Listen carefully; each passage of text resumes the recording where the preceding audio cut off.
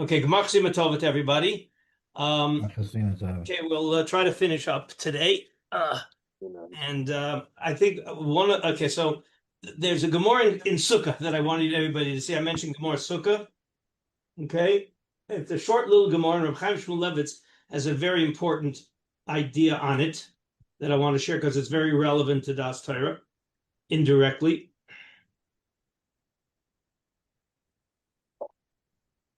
Let me see, find where it is. Yeah. Okay. So it's towards the top of the page. Okay. Where it says, we're talking here about,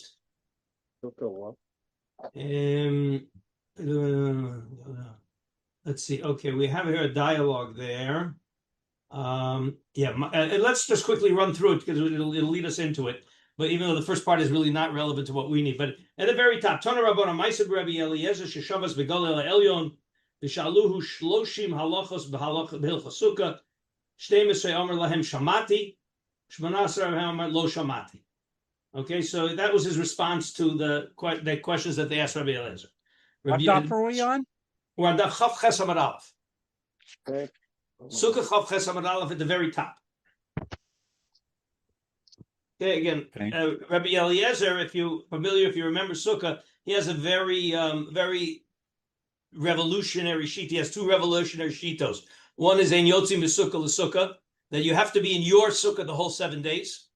Okay, and if you don't sit the first night in your Sukkah, you're finished. Okay, and that's one halacha. And the other halacha is that you need Arba Esrei Sudos, that you have to have Arba Esrei Sudos on Sukkah. And then whether you can make it up. That's the Mishnah Chav Zayin. We're not going to whole sugya have a lot to say about that, but we're going to just pick it up on Chav Ches Amud Aleph. So Tana Rabbana Ma'aseh Rabbi Eliezer Sheshavas Begalil Ha'Elyon V'Shalu Shloshim Hilchos B'Hilchos Sukkah Shtei Mesrei Omer Lahem Shamati, meaning I heard the answer, I can answer. V'Shmona Asar Amar Lahem Lo Shamati, never heard the answer, never heard these questions, I don't know the answer. Rabbi Yosef Rabbi Yehuda Amar Chiluf HaDvarim Shmona Asar Amar Lam Shamati Shtei Mesrei Amar Lahem Lo Shamati Amar Lo Kol Dvarecha Einen Ela Mipi HaShmua. So he said, what do you mean? You can't answer questions that you don't have a shmua about? Amar Lahem Hizkaktuni Lomar Dover Shelo Shamati Mipi Rabboisai. You're making me say something I didn't hear from my Rabbeim. Miyamaylo Kidmani Adam Bebeis HaMedrash.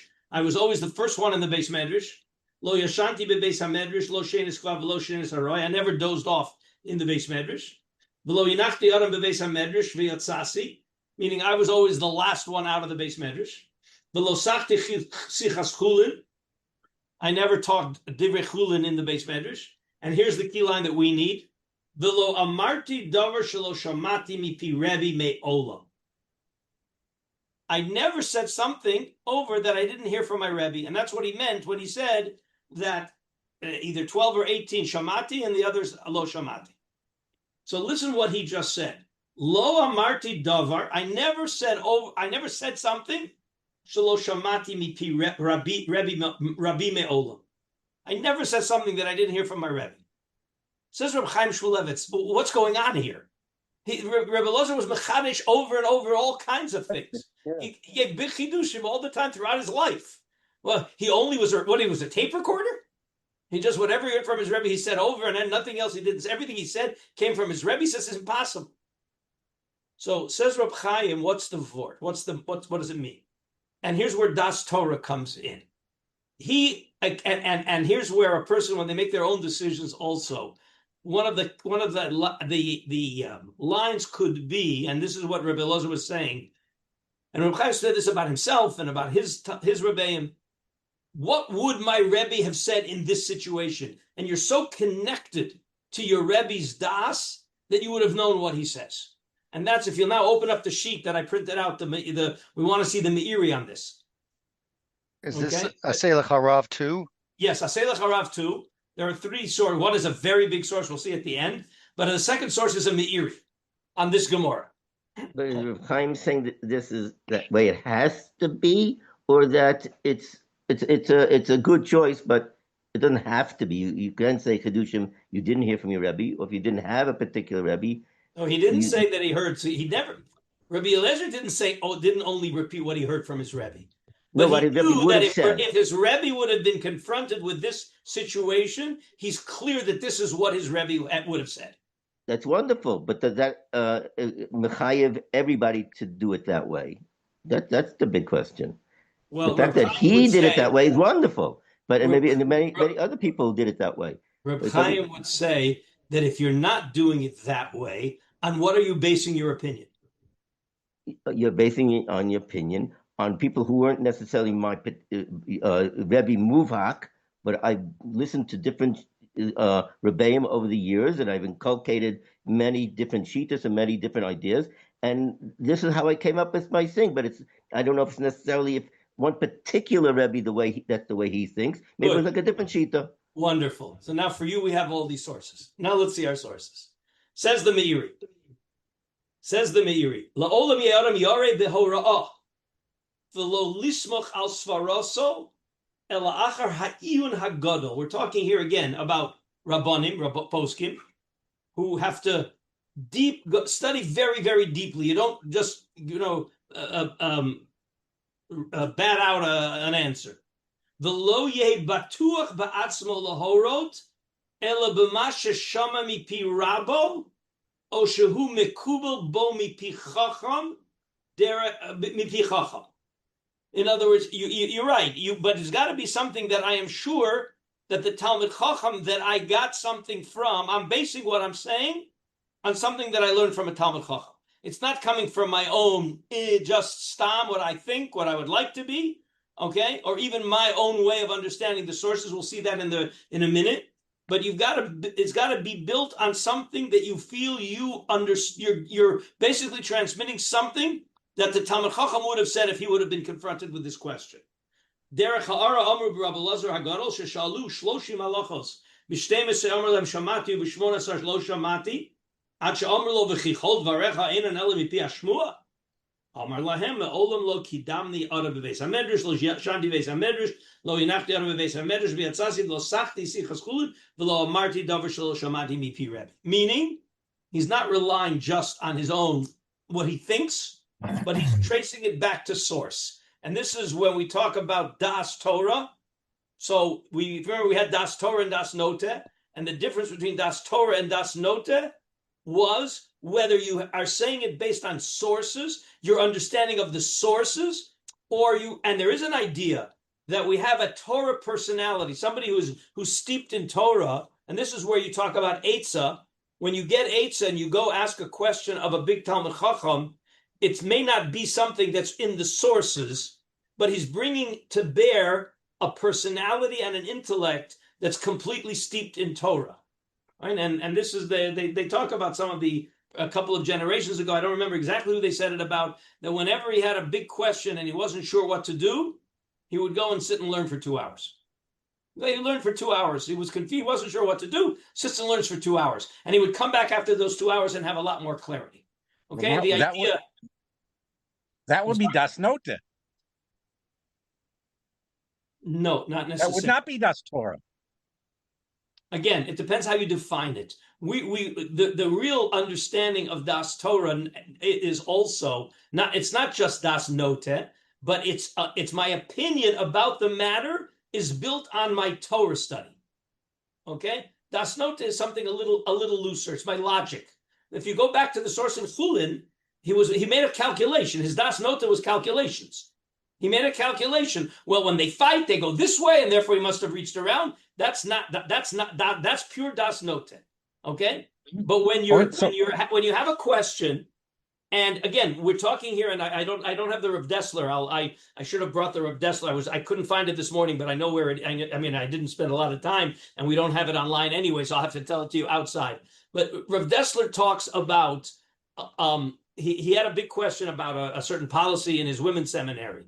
Okay, and he had lots of questions, but there was one question that he had equal arguments for. There were good arguments one way, good arguments the other way, and he says that I went to the Chazon Ish, and in a footnote he says that I only went to the Chazon Ish over this question because every other question I sat there and I figured it out myself. But this one I had a completely equal balance, and I had to go to the Chazon Ish. But what's the point? When he figured it out, what do you think? He used Das Nota or he used Das Torah? He used his Das Torah. Now, there may be somebody else may have disagreed because somebody else's Das Torah, meaning their Das, which is infused with the Torah that they learned, is one of the halalu matirin, and opposed to the halalu osrin. But that all comes from limud Torah. It all comes from their limud Torah. It's not das nota. Das nota is, and I'd like the das nota of a Talmud Chacham, but at the end of the day, it's more math. It's logic. It's calculation. It's logic. That's das nota. Again, I would rather have a das nota of somebody who's a big Talmud Chacham, but that's not the same as das Torah. So if I understand Rabbi Elazar correctly, as explained by the Meiri, and I don't see how the Meiri's explanation is that radically different as the way that you presented it beforehand, is that Rabbi Elazar is saying about himself is that I never take liberties in terms of independent thinking. Everything that I paskin is an expression of things that I can trace back to what I heard from my Rabbeim. You gave two extremes, neither of which was precise. Okay, well, correct me then. Yeah. So what he means is that my understanding of Torah is built. Everything that I'm saying is built on the things I got from my Rabbeim. But of course, it's my own thinking.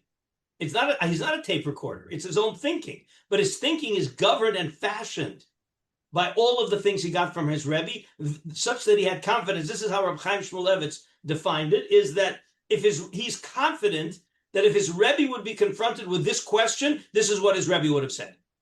That's our Reb Chaim. Okay, so to clarify that, let me take an example of a big gadol who I think professed about himself that he wasn't like that. And my question is going to be: is there really any difference? Rav Moshe Feinstein wrote in the Igros Moshe, and everybody knows that he would come up with psakim. He would argue on Rishonim. He would say things that were very, very original, and that you would not necessarily find them a direct source in certainly not in Achronim, and sometimes not in Rishonim. But I'm sure the Rabbi Moshe Feinstein would have said about himself, "I didn't do anything that's not a deviation." Let me try to fit it into what Reb Chaim was saying, and that is what Reb Moshe Feinstein brought to the table was an understanding of analysis of the Torah built on what he was mekabel from his Rebbeim. Like Rabbi Eliezer. Okay, that's how we understand it. Okay, so anyway, but let's just go back up now to, we're going to see a long Shirei Das, but let's go back to just on the top, there's a interesting point, since it's Igros, it's in the Igros HaTshuva of Rabbeinu Yonas, it's perfect for Aser Shimei Tshuva. Okay, it's a little snippet that has to do with Tshuva and with what we're talking about. So it's the first source on the page. Takana Gedola Liyirat Shamayim. By the way, leave it. Takana Gedola Liyirat Shamayim v'darchei Tshuva Asei l'charav uknei l'chachaver. That's Tshuva. V'tidaber tamidim achaver b'darchei yiras shamayim v'tityaetz imo tamid al tikun ma'asecha. Again, what he's saying here is don't rely on your own understanding. You've got to bounce it off. You have to get feedback. All right? V'heich tinatzel min hachet b'chol davar v'davar she'yavo liyarcha she'nemar as nidbru yirei Hashem ishal re'ehu v'yakshev Hashem v'yishma. Meaning, don't always think that you know it all. You need, this is aseh l'charav. You need to get other opinions before you reach a final conclusion.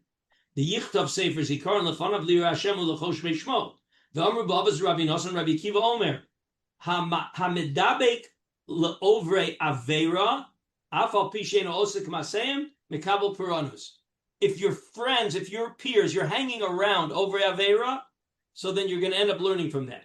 Kiyotze bahem hamedabek ose mitzvah afal pishein osik maseim mekabel schar kiyotze bahem. You're influenced. The idea, again, he's tying this to aseh l'charav. Knei l'chachaver means you need outside input to help you reach the correct decisions. And that's part of Aseh L'Charav, because you're not objective. And the idea of Aseh L'Charav is you want to get a true Rav, a true Talmud Chacham, who is steeped in Torah, is very objective. He's able to tune out all of the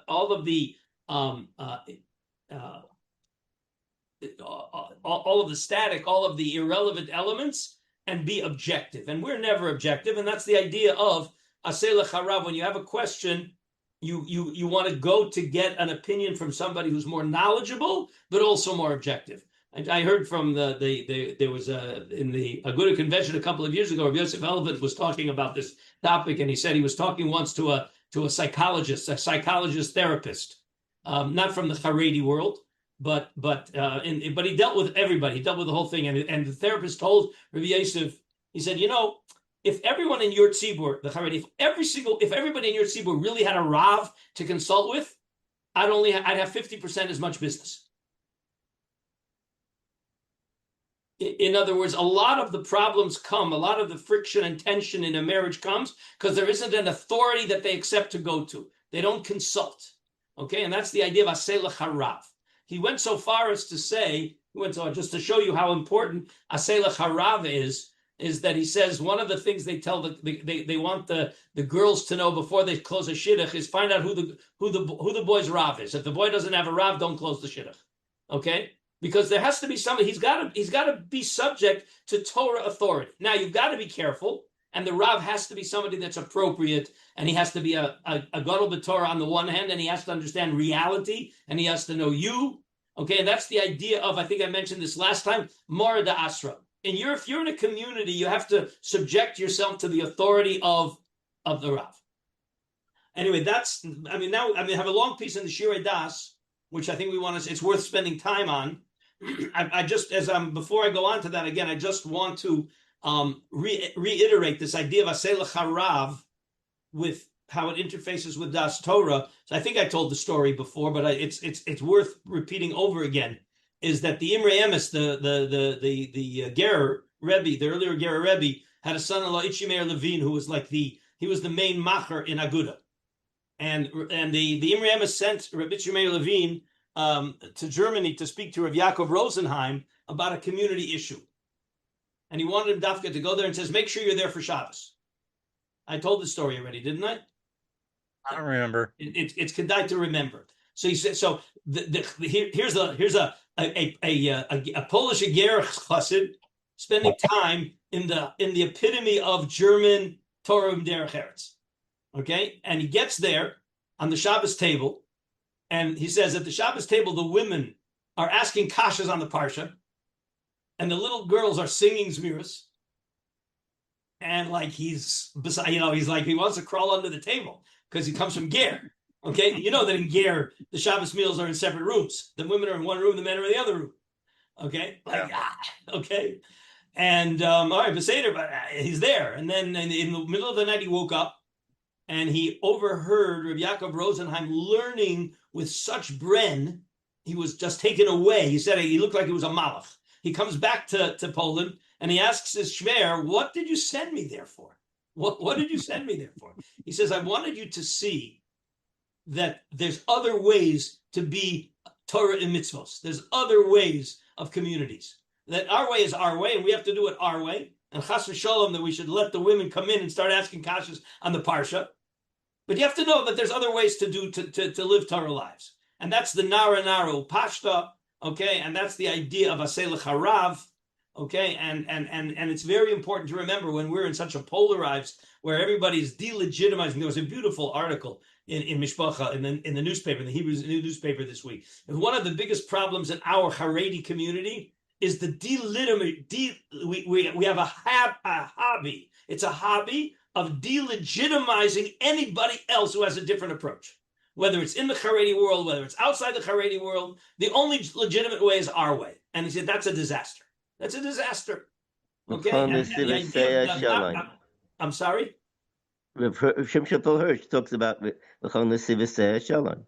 Okay, and so the Nahar that means that there's more than one path. That we have to appreciate that every group in Klal Yisrael brings something to the table. And we have to follow our Mahalach, but we have to know that every group brings something to the table and not to think that it's got to be our way, my way or the highway. So let's see now the Shirei Das. Tells her Mashgiach, tells her Rosh Hashiva, Mashgiach. Okay, so he talks about a Talmud and a Rav. Rabban Gamliel Omer Asei Lecha Rav. I brought this because this was our Mishnah. This is what we're talking about. Hine milvad pshutam shel dvarim shera'ui l'chol adam she'aseh la'atzmo Rav shemimenu yikabel et Torato. And if you remember, there were two aspects here. One of is the derech halimud, the understanding of Torah, and one is the psak halacha. V'alav yismoch b'chol inyanei hora'ah psak. Efshel lefarish et hamamar behistaklut yoter mamika. Let's go a little deeper. Aseh lecha Rav l'toratcha shetehei toratcha hemshech l'shalshelet hadoros. You want to make sure that your Torah is a continuation of the Torah from previous generations. The Maral in Memches Dvarim, Shatorah Niknes Bahem, points out that a number of the Memches Dvarim are exactly the idea that that the first one, the very first one that the Maral says in Memches Dvarim, the first one is Talmud. And the Maral says, what is Talmud? And of course you have to study. No, Talmud means don't rely just on what you think. You have to have Messiah from a Rebbe, because Torah is back to Sinai, and therefore there has to be a connection to the Messiah. Aseh lecha Rav l'deotecha, your opinions. Sheyu mechuvanot tamid l'derech hanhagato. Aseh lecha Rav l'torah shetam elamed, meaning your behavior is fashioned by what you get from a Rav, and your Torah is fashioned by what you learn from a Rav.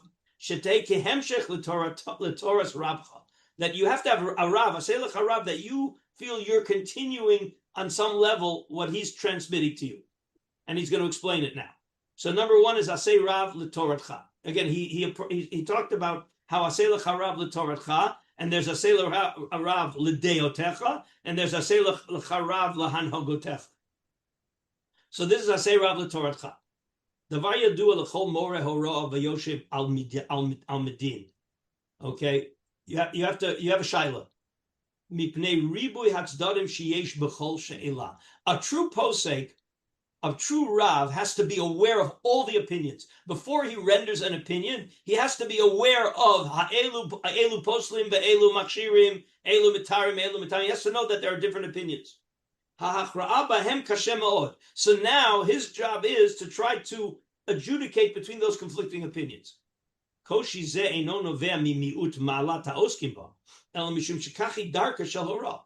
the way of psak. It's not a deficiency, it's the power of psak.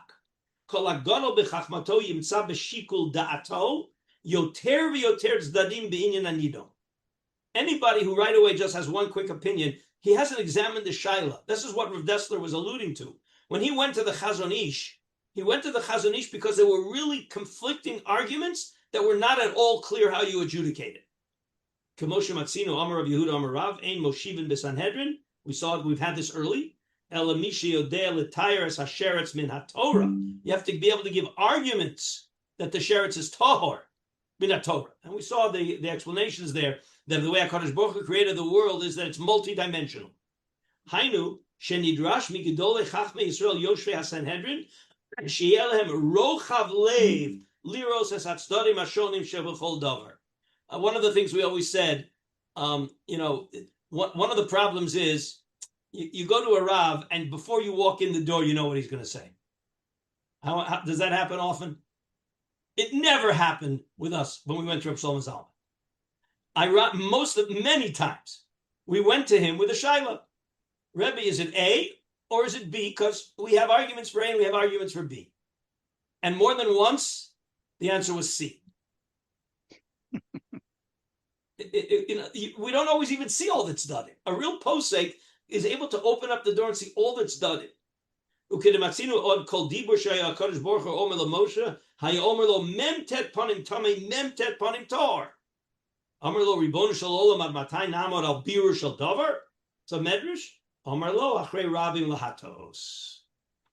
there's arguments here, arguments there, but you follow the majority. Shall Bezdin Hekef. I'm sorry, Mitoch Hekef Kazesh Al Bezdin Lovo Lidei Hachra. You have to make a decision. At the end of the day, you got to make a decision.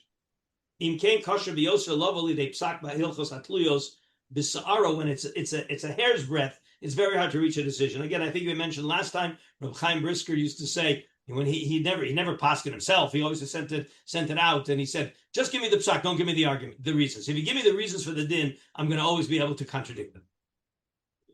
But that's at the end of the day, that's what the posek has to do. He has to weigh all of the sides, all of the issues, and then reach a conclusion. Achen ledoros achronim hu kala tafkid b'miktsas mishum shekar gam ala perush shel kol davar midinei Torah yesh lanu mesoras divrei rabbeinu rishonim achronim. So the Reb Bloch is saying this is the way it used to have to be. He says it's much easier today than it was in the time of the Rishonim or even the early Achronim, because now we already have decisions. Many Achronim heard all of the opinions and they came to a conclusion. Aleinu rak lachriya b'havanat das rabotenu hainu levarer v'lamod al da'atam shel elu asher omdu lenachron al das haTorah o mima shenimsa lehem b'mesora dor achar dor ad Moshe mikabel haTorah, meaning he's talking about himself. His job when he has a big question, he's got to figure out what were his Rabbeim, what was the decision of his Rabbeim, but he's got to figure it out because it's not obvious because it's a new question. Again,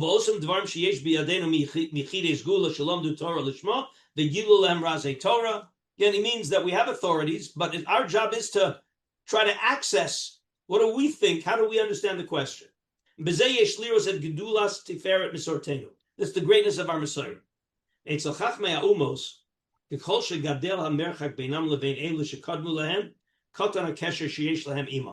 And we mentioned this as one of the contradictions between Torah scholarship and secular scholarship. One of the memches dvarim is emunas chachamim. Okay, just imagine what science would look like if scientists had emunas chachamim. The whole point of science, with maybe one exception, the whole point of science is to negate what you heard earlier. We're far away from what they said. What they said earlier was primitive. We're more advanced, and it's true we're more advanced. The one exception might be mathematics, which is a whole nother discussion. Okay, but anyway, but certainly the later generations are very distant from the earlier generations, and our job with Emunas Chachamim and with Limud Torah is to be as connected as possible to the previous generations.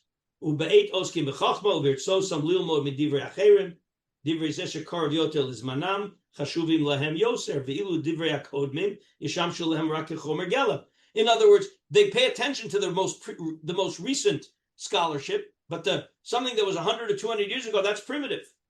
Asher alav yivdu et divrei atzma lo kenet shel chachma Yisrael. By us, the most authoritative is the oldest stuff. La'olam divrei hakodem yoter mechshavim yoser. That's why we give more credence to the Rishonim than we do to the Achronim. Whereas in science, it would be exactly the opposite. Ki lamrot merchak hazman sheyesh beinenu lekadmonenu, ein divrei hakadmonim nifloim meitanu kedavar nifrod v'rachok midatenu, elachayim v'kayomim hein b'datenu. Meaning, what the earlier generation said, it's alive, it's there, it's really the source. It's the foundation of how we understand it today, how we're supposed to understand it today. How do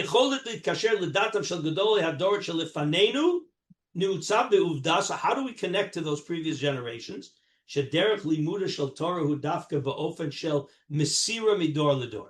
idea of transmission. Okay?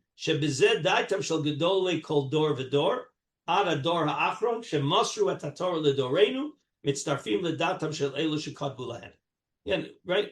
You know, when we learn from Reb Nachum, we were learning from Reb Baruch Ber, who was learning from. It's just we're feeling connected to those previous generations. Okay, you know when Rav Hershel Schechter talks about what he has from Rabbi Yosher Ber Soloveitchik, who had from his father Reb Moshe and from his grandfather Reb Chaim. D'cheinu adavar dor achar dor mi Moshe Rabbeinu ad Ata nimsa shedat kol gedolei hadoros mehador harishon ad ledoreinu. Mitztarefet lebinyan echad shepizgato muchteret b'keter haTorah haktuva v'hamesora.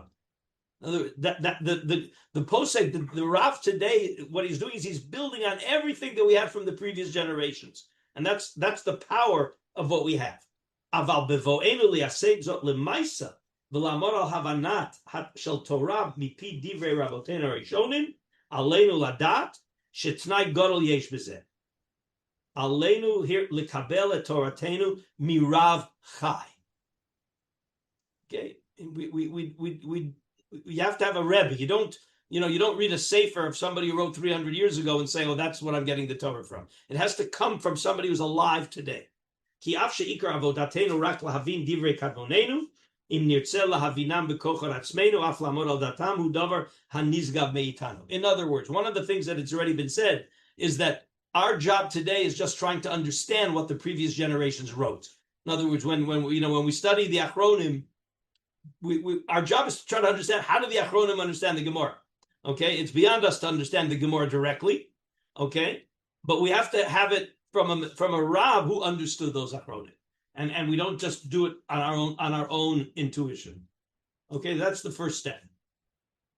Okay. Umishtei panim hadavar kain. Reshit Rabotenu Arishon. Why does that have to be that way? Reshit Rabotenu Arishonim v'achronim shekadmu lanu b'madregatam ne'elam me'aleinu ad ein feker. Again, the idea that the earlier generations, were just so beyond us. Im rishonim b'nei malachim anu k'bnei adam. V'al keini efshar anu laredet l'sof omek divreyim. V'lo shi'eh lanu kesher shel mesoret dor achar dor imahem. Ulezen nidrosh inekabel anu mi Rabotenu. Hey mi Rabotenu v'chein hala. Again, we look at our Rabbeim and we realize how great they were, but the Rabbeim will tell you we're nothing compared to our Rabbeim. We're nothing compared to our Rabbeim, who will tell you they're nothing compared to their Rabbeim.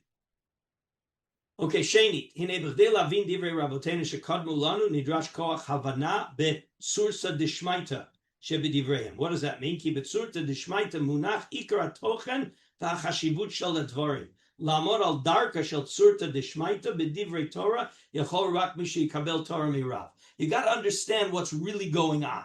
All right, the tzura of the sugya, and you need a rav to explain that to you. Ki achachma tekabel et panei anochachim shel tsurta dishmaita shel divrei Torah yirau rak be'erev mudbak be'ish chai. The only way you can really understand it is by hearing it from a live person. Because if you just sit in front of the Gemara and you start thinking how you would understand it with no Messiah and with no Derech Halimud, this is why Derech Halimud is so important. And Derech Halimud, and that's why it says Asei L'charav in Derech Halimud, because otherwise you're just going to make things up by yourself. Lachein muchar chadavar sheyilmad kol adam torato mirav, v'rabo mirabo, hainu lekabel dafka b'derech shel talmid v'rav, v'lo l'daleg l'dorot rishonim she'ein demutam museget lanu. That again, you can't connect to 3 generations ago. You can only connect to your Rav, who has a connection, but it's got to be through that Rav. Okay, I mean, all right, other questions on this till here? I mean, this is one of the ideas which we try to inculcate to our Talmidim, is that they hear that this Gadol says this and this Gadol says that, or what's the Das Torah. They don't have access to the Gedolim. We do. And therefore they ask us their questions, and then we decide who we need to turn to. It's one of the, that's one of the powers of having a Rav. The Rav understands you, and he knows the sources to bring to bear on each individual question. Okay, that's the power of a Rav who has access to the previous generation. Okay? All right. Now, Asei Rav lid b'deotecha. Deotecha basically means your hashkafa and your opinions.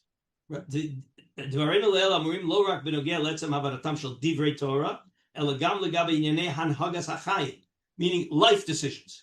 You're going to make life decisions.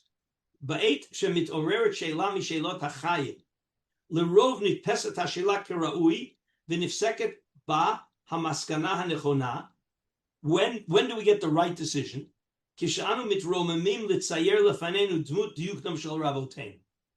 What would my Rebbe have said? What does my Rebbe think about this question? You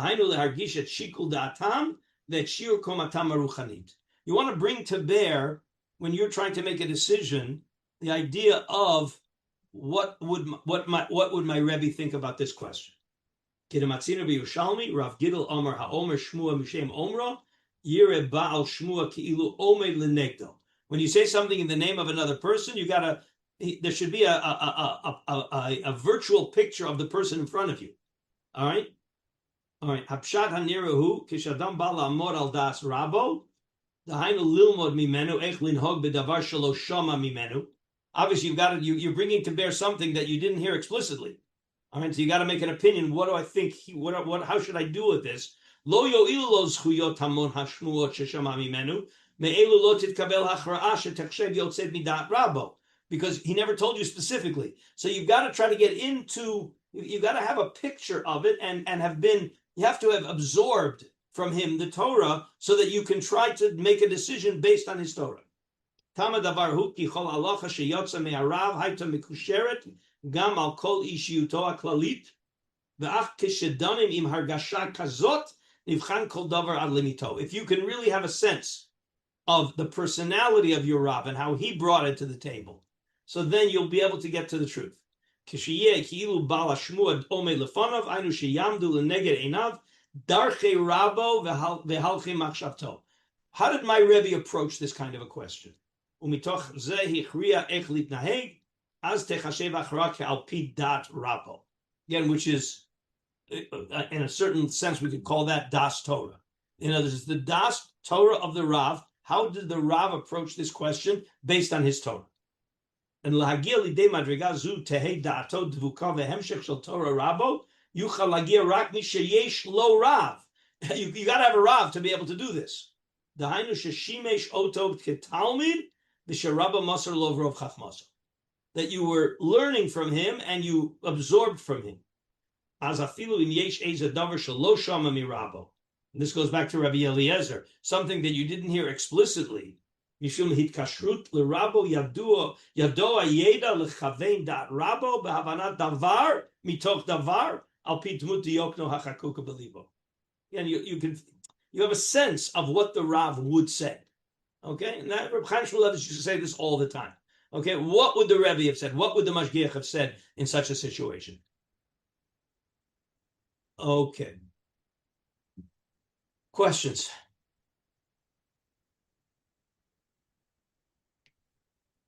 Last, Asei l'charav l'torah shatam milamid le'acherim. Bevo azman, and by the way, this is relevant to all of you as fathers who are teaching Torah to your kids. Okay? Bevo azman kishet ha'gia eish sheyizke le'hatalmid le'ha'amid be'atzmo talmidim. And again, he's talking to talmidim in yeshiva who are planning to be Rabbeim. But I think this applies to fathers also who are supposed to be teaching Torah to their kids. Hatalmid l'sha'avar nasa talarav adayin nogea lo haklal shel asei l'charav. Kol shetorato hi kehemshech mitoras rabo gam otam shel lomdim mimenu arehem ki'ilu adayin lomdim mipi rabo.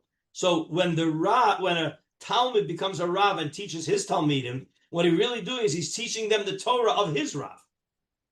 Kipirsh Rashi acharei Mosi mikan, right? This week's parsha mikan shetalmido shel adam chaviv alav kegufo shekol zman sheYehoshua chai hayanira leMoshe ki'ilu hu chai.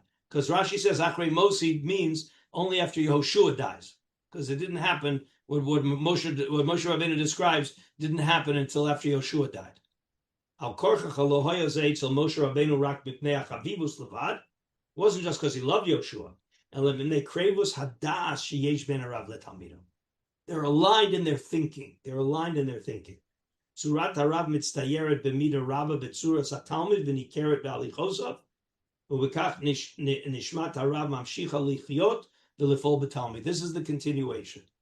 Te'ina she'macham Rav Yehuda Amarav may dechsiv agura be'olecha olamim ki efshal oladam lagur b'shnei olamim. Amar Rav Yochanan mishum Rashbi kol talmid chacham she'omer davar shmo b'piv b'olam hazeh sesosav dovas b'kever. Okay, a little Kabbalistic. Okay. Yeah, so let's just read the last paragraph and then I'll just add a couple things here. B'olam yesh dea mutet. He's going to say a mistake about Rav Talmud. Yesh shechoshvim ki shnei sugei chachamim he. Yeshnam ke'elu shetchunatam kula rav, v'yeshnam shetchunatam rak liot talmid. There's some people that are born to be rabbis, they're born to be teachers, and other people they're never going to make it. Kach sha'ravu rak rav v'atalmidu rak talmid. Aval emet yahefech liot rav kara'u yuchol rak mi shebiyoto talmid haya talmid kalacha. To be a proper rav, you have to also have been a talmid. Uvetalmid amiti munach kvar yisod shel rav le'atid. Inyanam shel Rav Talmid achad hu zeh asher yesh lo koach lahasmich et da'ato ledat rabo and then to transmit it. To connect your Talmud to you, because you've connected your das to your Rav. Im shamot tishma, im shamata lekol rabcha, sofcha shacharim yishomim lecha. Mi sheyesh lo Rav yachol la'amid talmidim harbe, asher bekablu metzura torato hu, kabel yikablu ima et torato Rav. Again, I believe that this also applies, since most of you are balabatim, you're not going to be Rabbeim, but your parents. And the idea is that you want to transmit Torah that is authentic, and for it to be authentic, it has to be connected to a Masorah from a Rav. Again, I'm always reminded of the, so you threw out a question of individuality, okay? So I mentioned this story many times. A good friend of mine became a big Rav at a Kehillah, and he was very close with Shlomo Zalman, and he always used to consult with him. And one time he came back with a very difficult question, and he sat with Shlomo Zalman on it for an hour, back and forth, all the different options. And then after they were malabing the sugi, so he turns to Rav Shlomo Zalman and say, Rebbe, okay, now tell me, so give me a psak. Give me a psak l'maisa. And Rav Shlomo Zalman said, you have to decide. You're the Rav of the community. You know your community. You have to decide. So on the one hand, that's his own, it's his own original Torah, but it's built on everything that he got from Shlomo Zalman with his shikul hadas. I would call that his das Torah, because this was a person who was a big Talmud Chacham himself, and he learned all the sugyas, and he knew all the issues, and now he's got it with his shikul hadas. That's the idea of shikul hadas, okay, is that you know how to weigh it, but you weigh it with a Torah perspective. Elu matirin, elu osrim, halalu aposlim, halalu machshirim, Torah mat. And what are you supposed to do? Aznecha kifar keset. You got to hear all the opinions and then get clarity. Meaning, when you reach a decision, it's after you took into account all of the opinions, and not a lot of people do that. Again, that's the idea of a gadol. Why is a gadol called a gadol? Okay, because what he does is unexpected. Again, I always say, anytime we knew the rabbis, I can tell you before we walk in the door what he's going to say. That's not a gadol. If you really have a question, okay, a real gadol is unpredictable because he's bringing so many things to the table that you didn't even think about. Okay, that's the breadth of his Torah, and he's seeing things from perspectives that you didn't even think are relevant.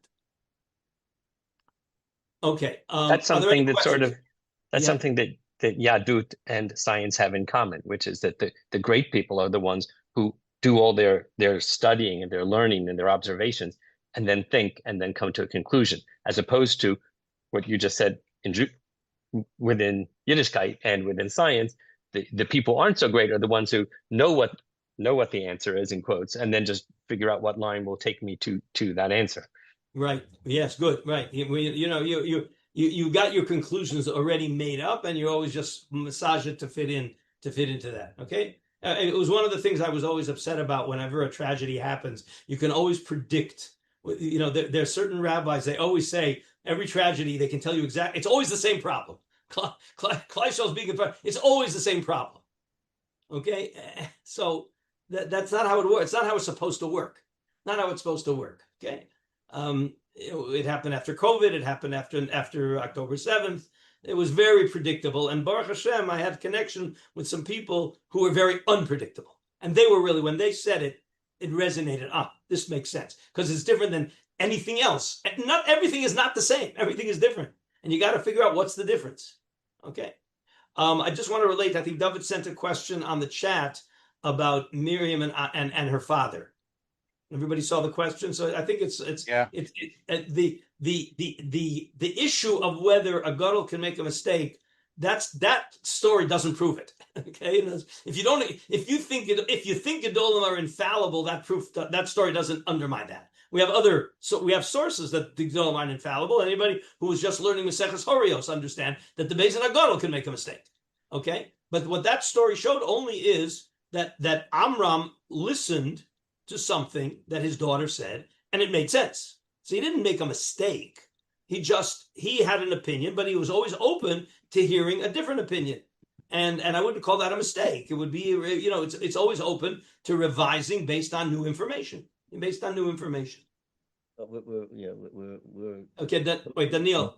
Daniel, what do you unmuted himself? What do you want to say, Daniel? Yeah, I want to ask. I mean, I don't know whether this is exploding the frame, but I mean, one of the things that comes up a lot over and over again is how come the Gedolei HaDor late 1930s, early 40s didn't tell. Daniel, I can't hear you. Yeah, speak up, Daniel. Yeah. How come the Gedolei HaDor in the late 30s and early 40s in Eastern Europe didn't tell people to leave? There's only one answer to that question. Right. That I have. I only have one answer, but we learned it in the sources. I'm not making this up on my own. We had a source about that. Meshiv Chachamim Achor. When HaKadosh Baruch Hu is dissatisfied with the mashal was that the shepherd is dissatisfied with his flock, he sends a blind goat to lead them off the cliff. That's Meshiv Chachamim Achor. There was Gzeira, and in order to fulfill that Gzeira, that's what. Again, we had the same thing. We saw that inside with sources.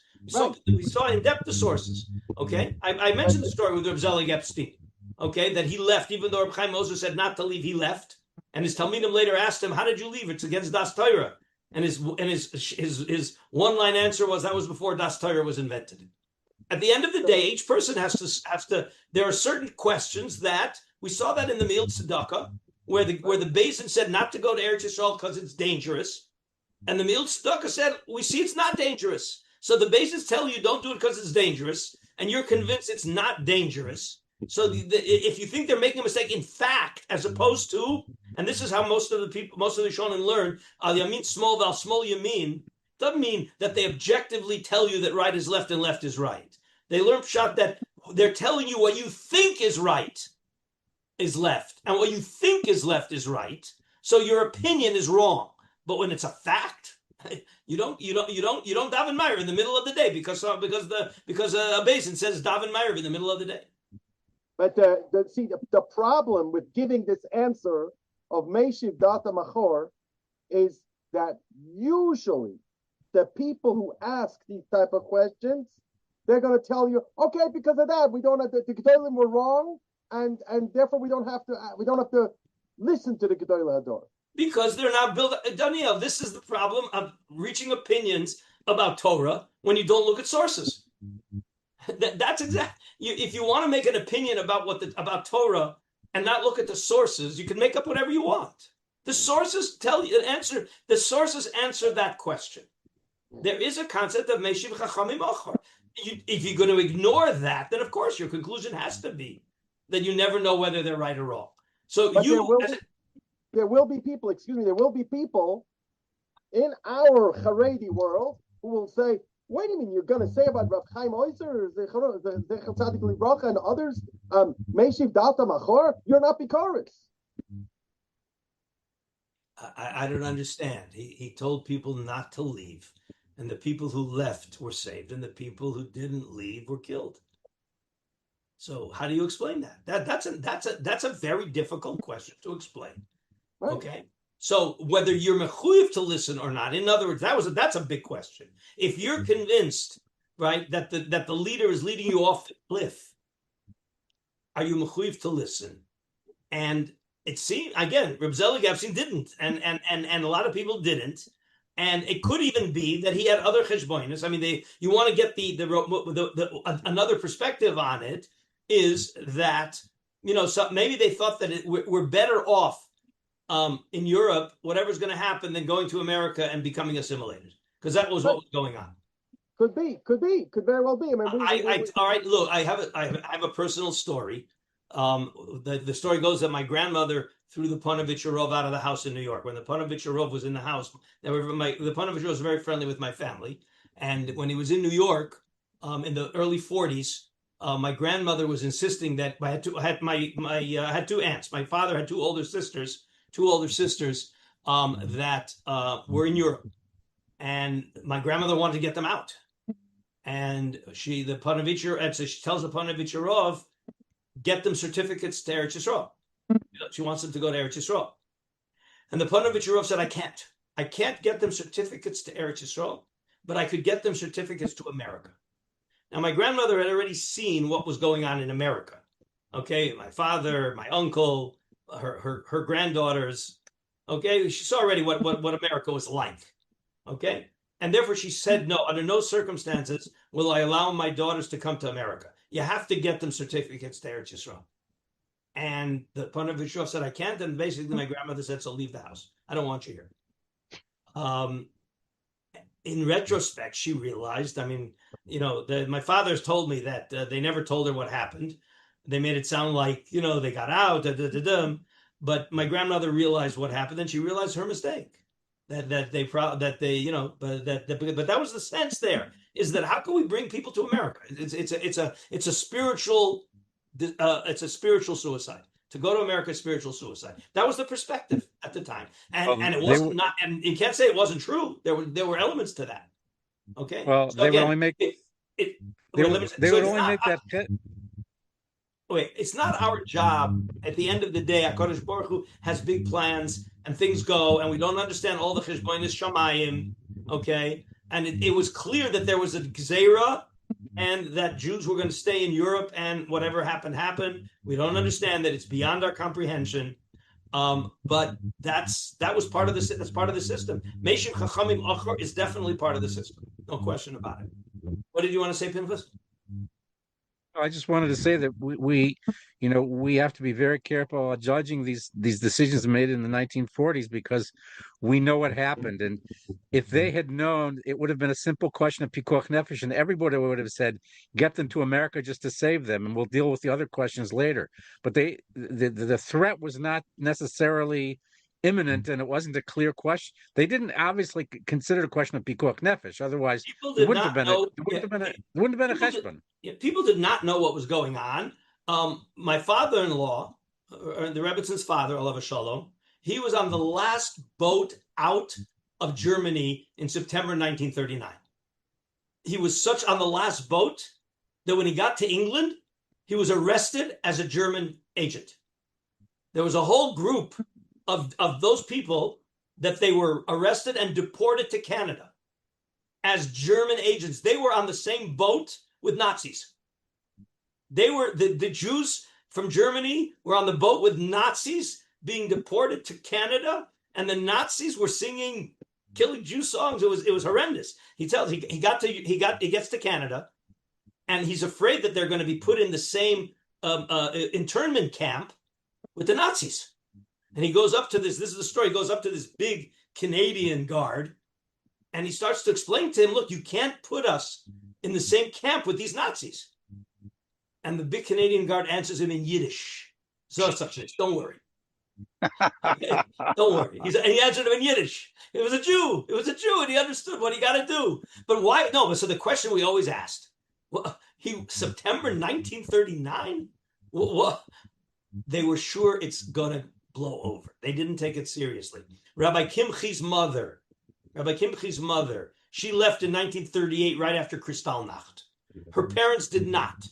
What happened after Kristallnacht? She comes home and she says, we got to get out of here. Kristallnacht. And the parents poo-pooed it. Nah, it's a bunch of hoodlums. It's the riffraff.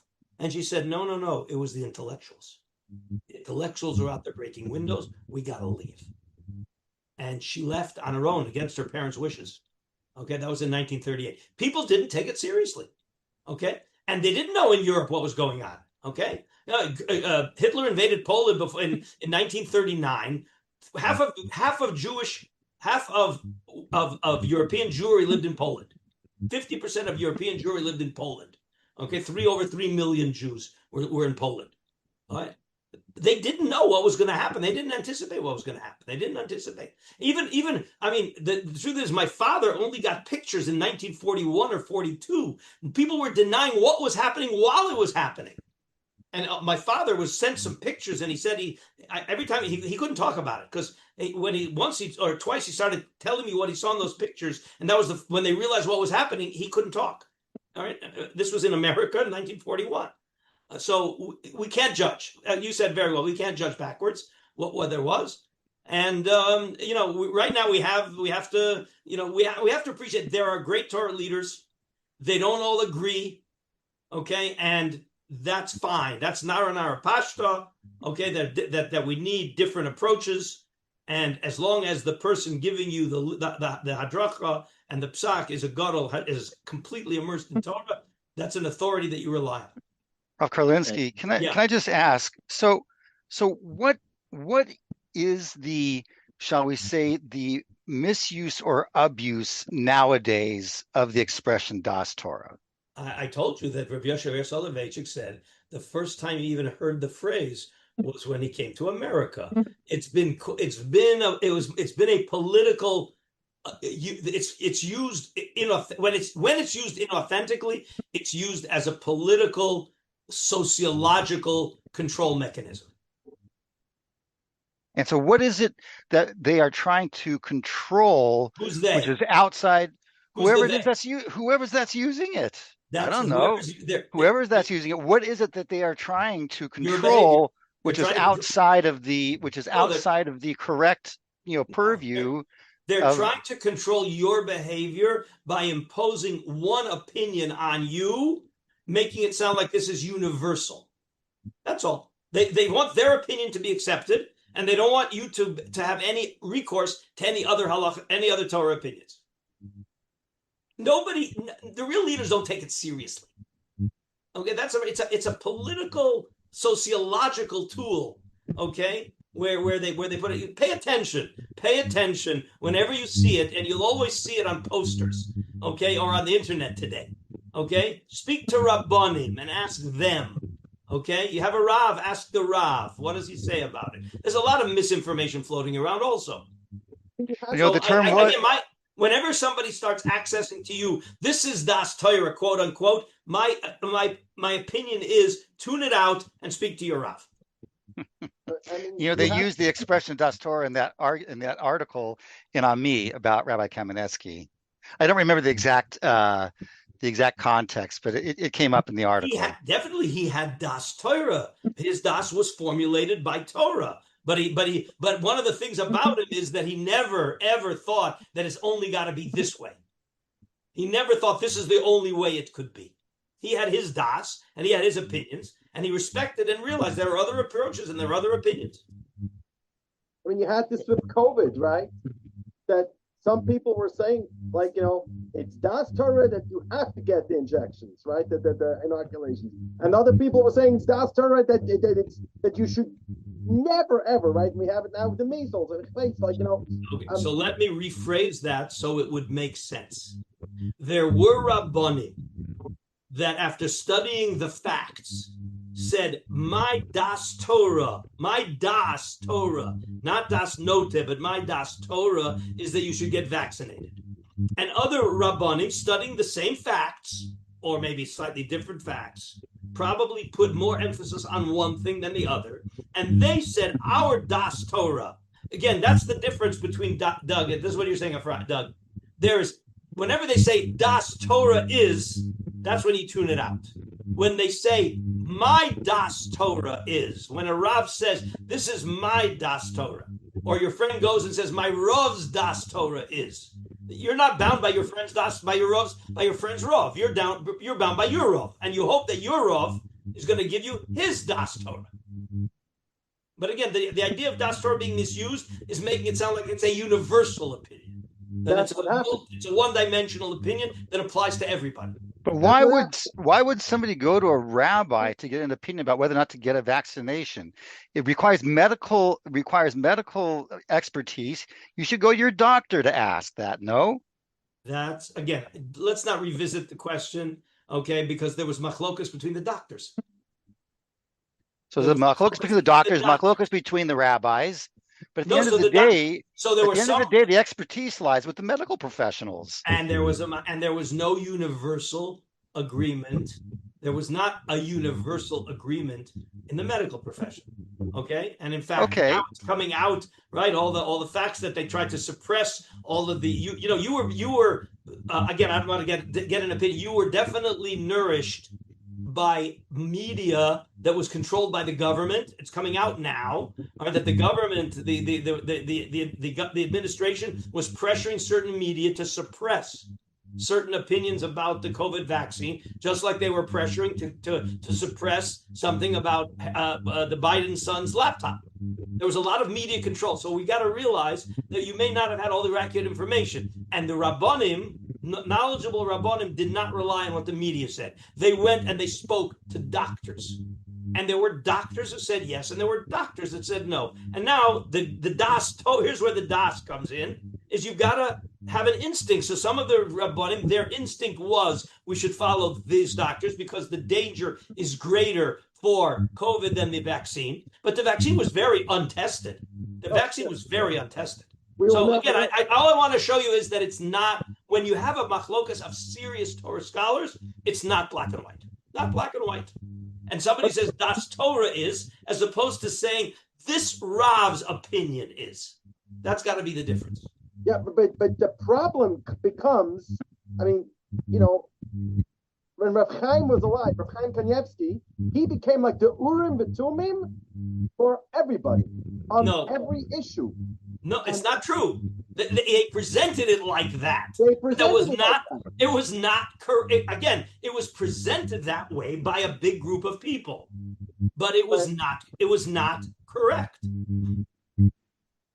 But for saying that, Rabbi, for his community, he was the das Torah for his community. But even there, you had no access to it. You have no idea what Rav Chaim really said about any question.